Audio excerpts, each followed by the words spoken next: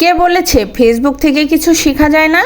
ফেলনা জিনিস দিয়েও যে কাজের জিনিস বানানো যায় বা অনেক প্রয়োজনে কিছু তৈরি করা যায়, এটা কিন্তু ফেসবুক বা ইউটিউব থেকেই শেখা যায়। যাই হোক, আমি ফেসবুক থেকে ডিমের খোসার রেসিপিটি তৈরি করা শিখেছি। ডিমের খোসা দিয়েও যে এত সুন্দর পরিষ্কার পদার্থ তৈরি করা যায়, সেটা আমি ফেসবুক থেকেই শিখেছি। ডিমের খোসা দিয়ে তৈরি পরিষ্কারক পদার্থটি কতটা যে উপকারী, সেটা যারা বানাবেন তারাই শুধু বলতে পারবেন। আর আমার ভিডিও দেখলে আপনারা বুঝতে পারবেন এটা কতটা উপকারী এবং এটা কতটা কাজ দেয়। যাই হোক, ভিডিওটা শুরু করে দিলাম।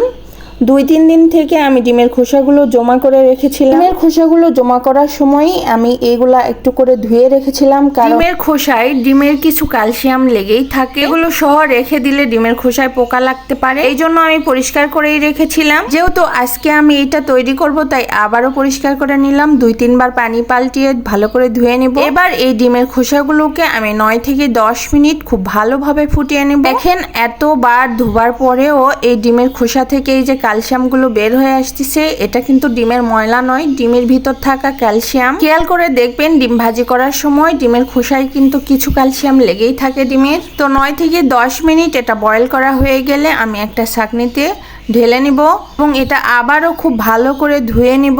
2-3 বার পানি বদলিয়ে আমি এটাকে ধুয়ে নিব খুব সুন্দর করে, একেবারে ক্লিন করে নিব। পরিষ্কার করে আমি ছাঁকনিতে ঢেলে নিব যেন অতিরিক্ত পানিটা ঝরে পড়ে যায়। এরপর আমি হাতের সাহায্যে এটাকে ছোট ছোট টুকরা করে নিব, মানে একেবারে গুঁড়ি গুঁড়ি করে নিব। এটা অনেক সহজেই করা যায়। দেখেন আমি কিভাবে করছি, খুব সহজেই ডিমের খোসাগুলো ভেঙে গুঁড়া গুঁড়া হয়ে যাবে।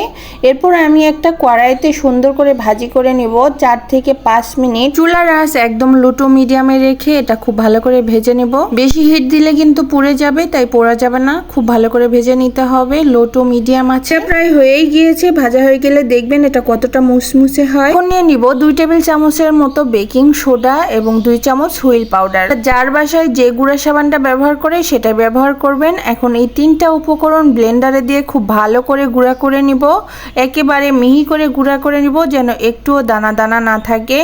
2 মিনিটের মতো ব্লেন্ড করলেই যথেষ্ট, এটা একেবারেই পাউডার হয়ে যাবে। আমি একটু চামচে করে দেখিয়ে দিলাম এটা দেখতে কেমন হয়েছে, ঠিক এরকমটা একেবারে মিহি। এখন এটা অ্যাপ্লাই করার পালা। দেখেন পাতিলটা কেমন ছিল হাঁড়িটার পিছনে, একটুখানি ঘষে নিলেই কিন্তু একেবারে পরিষ্কার হয়ে যাবে। এটা 2 মিনিটের মতো তারের মাজনি দিয়ে ঘষাঘষি করে নিয়েছি। দেখেন তাতেই কতটা পরিষ্কার হয়ে গিয়েছে।